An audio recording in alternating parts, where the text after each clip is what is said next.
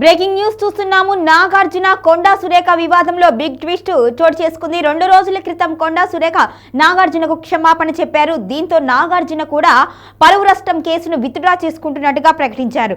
గత కొంతకాలం క్రితము కేటీఆర్ ని టార్గెట్ చేస్తూ కొండా సురేఖ తీవ్ర విమర్శలు చేశారు. ఆ విమర్శల నేపథ్యంలో సమంత నాగ చైతన్య ఇష్యూని తీసుకొచ్చారు.